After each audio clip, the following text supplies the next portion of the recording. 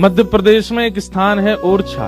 ओरछा में राम राजा सरकार का मंदिर है। वहाँ के राजा थे श्री मधुकर शाह। उनका ऐसा नियम था, कोई भी तिलकधारी अगर उनको दिख जाता था, कंठीधारी, धोती पहना हुआ, किसी भी रूप में कोई वैष्णव भेष में उनको दिखता था, अपने सैनिकों को उन्होंने आज्ञा दे रखी थी कि कोई भी वैष्णव वेश में दिखे उसको ससम्मान मेरे नगर में लाया जाए। उसको माला पहनाते, तिलक करते, आरती करते, दक्षिणा देते। अपरिचित, जानते ही नहीं है, फिर भी क्यों? क्योंकि तुमने कंठी पहनी है, तुमने तिलक लगाया है, तुमने धोती पहनी है, तुम ठाकुर जी के वेश में घूम रहे हो, इसलिए। ऐसे थे श्री मधुकर शाह जी। एक बार मनचले लोगों ने गधे को पकड़ के उसको तिलक लगा दिया और उसके गले में कंठी माला पहना दी और उसको ओरछा के मार्ग में छोड़ दिया। बोले ये मधुकर शाह राजा जो है, ये बहुत अपने आप को तिलकधारियों को प्रणाम करना, कंठी वालों को प्रणाम करना, ये बहुत अपने आप को बहुत विशिष्ट दिखाता है, इसको प्रणाम करके दिखाए तो माने हम। ये कहता है तिलकधारी कोई भी हो मैं सबको वंदन करूंगा, तो लोग गधा आ रहा है तिलकधारी। मधुकर शाह ने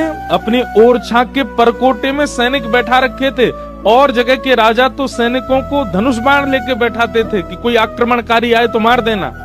लेकिन मधुकर शाह ने पूजा की थाल, माला और दक्षिणा लेकर के बैठा रखे थे। कोई भी संत अगर ओरछा के बाहर से निकले, उनको रोक करके पूछना, अगर अवसर हो तो भीतर लाना, नहीं तो तुम ही लोग वहीं से तिलक, माला और दक्षिणा देकर के विदा कर देना।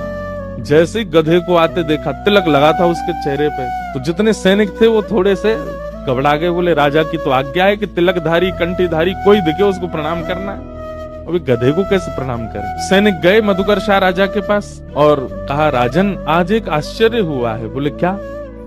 और दिन तो मानव तिलक लगा करके आते हैं, कंठी पहन के आते हैं तो हम उनको प्रणाम करते हैं, पर आज एक ऐसा जीव तिलक लगा करके आया कि हम सोच रहे हैं प्रणाम करें कि नहीं। मधुकर शाह बोला कौन है? बोले आप खुद ही चल के देखो।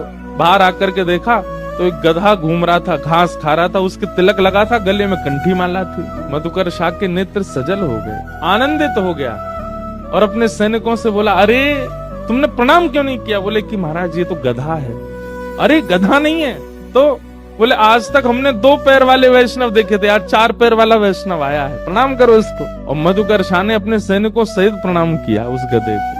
भैया ऐसे वैष्णवों को देख करके यदि मन आनंदित होता है, मन प्रफुल्लित होता है, मन में भाव उमड़ने लगते हैं, नेत्र सजल हो जाते हैं, तो ये समझना चाहिए कि हमसे ठाकुर जी राजी हैं।